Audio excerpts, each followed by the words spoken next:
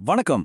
இப்போ நம்ம வரலாத்துல எத்தனையோ விதமான பக்தர்களை பத்தி கேள்விப்பட்டிருப்போம் இல்லையா?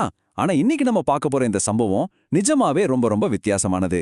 கொஞ்சம் வியக்க வைக்கக்கூடியதுன்னு கூட சொல்லலாம். உருத்திர பசுபதி நாயனார், தாமரை குலத்தின் தீவிரமான தவசி. இந்த ஒரு வரியிலேயே ஒரு மாபெரும் அர்ப்பணிப்போட கதை அடங்கியிருக்கு. பக்திங்கிற வார்த்தைக்கே இவர் ஒரு புது அர்த்தத்தை கொடுத்திருக்காரு. இத கொஞ்சம் கற்பனை செஞ்சு பாருங்களேன். யாராவது வெறும் மந்திரம் சொல்றதுக்காக, அதுவும் இரவு பகலா ஒரு குளத்துல கழுத்தளவு தண்ணியில நிப்பாங்களா? நினைச்சு பாருங்க. நாம ஒரு 10 நிமிஷம் கண்ண மூடி தியானம் பண்றதுக்கே சுத்தி எந்த சத்தமும் இருக்கக்கூடாது, வசதியா இருக்கணும்னு எத்தனையோ விஷயங்களை தேடுறோம். ஆனா எந்த ஒரு கவனச்சிதறலும் இல்லாம தன் உடலையே வருத்தி இவ்வளவு கடினமான ஒரு தவத்தை ஒருத்தரால எப்படிங்க செய்ய முடிஞ்சது? கேட்டப்பவே ஆச்சரியமா இருக்குல்ல? இது வெறும் கதை கிடையாது, நம்ம தொன்மையான வரலாற்றுல பதிவு செய்யப்பட்ட ஒரு தீவிரமான உண்மை. சரி, அவரு செஞ்ச இந்த தவத்தோட தீவிரத்தை புரிஞ்சிக்க அதோட செய்முறைய கொஞ்சம் கவனிப்போம். முதல் படி, ஒரு தாமரை குளத்துல அப்படியே கழுத்தளவு தண்ணியில இறங்கி நிக்கிறது. 2வது படி, 2 கையையும் தலைக்கு மேல இறுக்கமா குவித்து வணங்குறது.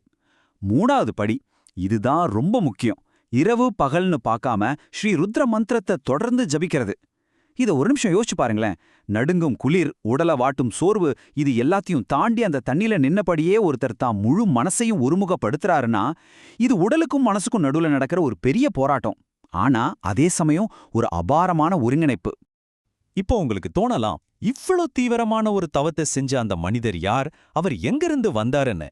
அவர் வேற யாரும் இல்ல, பொன்னி நதியின அழைக்கப்படுற நம்ம காவேரியால செழித்தோங்கிய சோழ நாட்டுல இருந்து தான் இவருடைய இந்த ஆன்மீக பயணம் தொடங்குச்சு.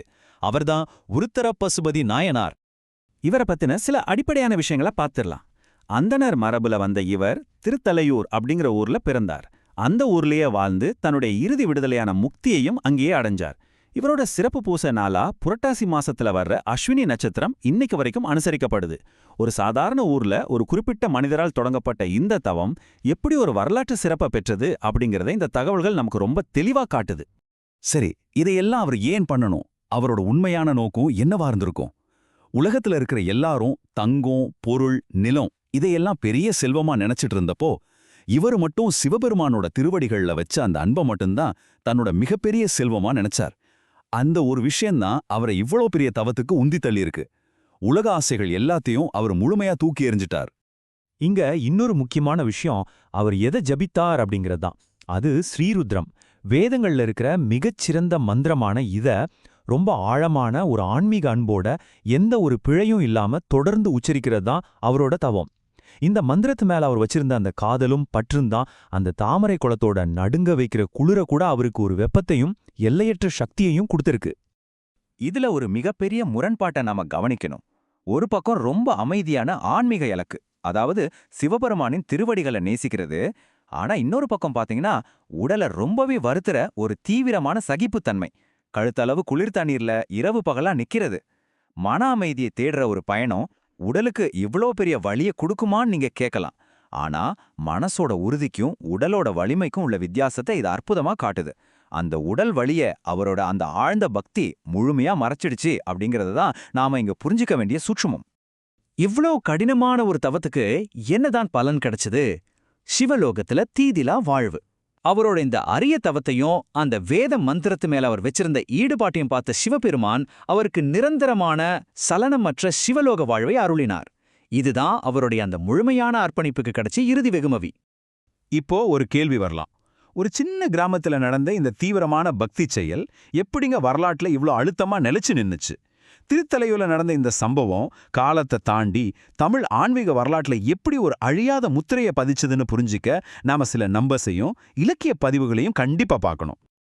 அந்த நம்பர் 63. சைவ சமய வரலாத்துல தன்னிகரற்ற பக்திக்கு இலக்கணமாக சொல்லப்படுற அந்த புகழ்பெற்ற 63 நாயன்மார்கள்ல ஒருவரா நம்ம உருத்திர பசுபதி நாயனாரும் போற்றப்படுறார். அவரோட அந்த தீவிரமான அர்ப்பணிப்பு தான் அவரை இவ்வளவு உயர்ந்த போற்றுதலுக்குரிய ஒரு இடத்துக்கு கொண்டு போய் சேர்த்திருக்கு. இவரோட இந்த சிறப்புக்கு சுந்தரமூர்த்தி நாயனார் பாடிய ஒரு வரியே மிகப்பெரிய சான்று. முருகனுக்கும் உருத்திர பசுபதிக்கும் அடியேன் திருத்தொண்ட தொகை அப்படிங்கிற நூல்ல இடம்பெற்றிருக்கிற இந்த புகழ்பெற்ற வரி சாதாரண விஷயம் கிடையாதுங்க. இது அவரோட பக்திக்கு கிடைச்ச மிகப்பெரிய இலக்கிய அங்கீகாரம். இந்த வரலாற்று பதிவுகள்லாம் நமக்கு எங்கிருந்து கிடைக்குதுன்னு பார்த்தா 3 முக்கியமான அடிப்படை நூல்கள்ல இருந்து. சேக்கிழார் பெருமான் எழுதின பெரிய புராணம், சுந்தரமூர்த்தி நாயனார் அருளிய திருத்தொண்ட தொகை, அப்புறம் நம்பியாண்டார் நம்பி எழுதின திருத்தொண்டர் திருவந்தாதி, இந்த 3 அடிப்படை நூல்களும் தாங்க உருத்திர பசுபதி நாயனாரோட இந்த தியாகத்தையும் பக்தியையும் அழியாம காப்பாத்தி இன்னைக்கு வரைக்கும் நம்ம கிட்ட கொண்டு வந்து சேர்த்திருக்கு. இந்த நூல்கள் மட்டும் இல்லனா அந்த தாமரை குளத்துல நடந்த மாபெரும் அர்ப்பணிப்பு நமக்கு தெரியாமலே போயிருக்கும்.